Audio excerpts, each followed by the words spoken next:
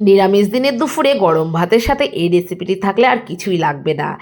এক রান্নার পরেই দুপুরে গরম ভাত নিমেষেই শেষ হয়ে যাবে, আর এটা খেতেও অসাধারণ হয় বন্ধুরা। তা চলো আজকে তোমাদের সাথে সেই রেসিপিটা শেয়ার করতে চলে আসলাম। আর নিরামিষ দিনে একটু অন্যরকম খাবার খেতে বেশ ভালোই লাগে। তা আজকে শেয়ার করবো কাঁচা কলার কোপ্তাকারি। এখানে আমি কাঁচা কলার আলুটাকে ভালো করে সেদ্ধ করে নিয়ে গরম অবস্থায় মেখে নিয়েছি, তারপর ছোলা আর মটরের ডাল ভালো করে পেস্ট করে নিয়েছি আদা লঙ্কা দিয়ে। এখানে আমি পরিমাণ মতো লবণ, একটু স্বাদের জন্য চিনি, এখানে ভাজা মশলা নিয়েছি, তারপরে তোমার হলুদ নিয়েছি, নুন নিয়েছি, আর লঙ্কা গুঁড়ো নিয়েছি, আর তার সাথে নিয়েছি তোমার গরম মশলার গুঁড়ো। ভালো করে মেখে নিয়ে আমি এখানে বড়ার আকারে সাদা তেল দিয়ে ভালো করে ভেজে নেব।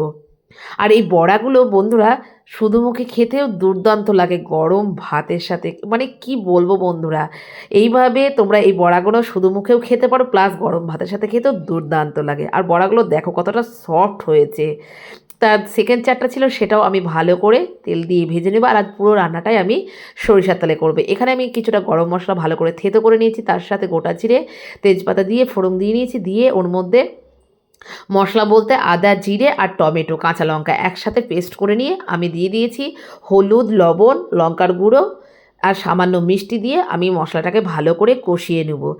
মানে মশলা থেকে যখন কষানো হয়ে যাবে, তখন তেল ছেড়ে আসবে, তখন আমি উষ্ণ গরম জল দিয়ে ঝোলটাকে ভালো করে ফুটিয়ে নেব। আর ঝোলটা যখন ফুটে যাবে তখন একটু বেশি পরিমাণে ধনে পাতা দিতে হবে, কারণ এই যেহেতু এখন সিজন, শীতের সিজন চলে এসেছে, আর ধনে পাতাটাও ফ্রেশ ধনে পাতা পাওয়া যাবে। ধনে পাতাটা দিয়ে ঝোলটা যখন ফুটে উঠবে, দিয়ে একটু সামান্য লবণটা যেহেতু আমার লেগেছিলো, লবণটা দিয়ে তখন বড়াগুলো দিয়ে দিতে হবে। একবার ফুটে গেলে তখন নামিয়ে নিতে হবে। বড়াটা বেশি ফোটানো যাবে না, ঝোলটা একটু বেশি পরিমাণে করতে হবে, কারণ বড়াটাগুলো সব শুষে নেবে। আর এখানে যেহেতু আমি ফ্রেশ ধনের পাতা দিয়েছি, তাই ঘি, গরম মশলা কিচ্ছু দিইনি। এইভাবে তোমরা একবার বাড়িতে বানিয়ে খেয়ে দেখো, দুর্দান্ত লাগে খেতে। আর ভিডিওটা কেমন হয়েছে অবশ্যই কমেন্ট করে জানাবে। টাটা।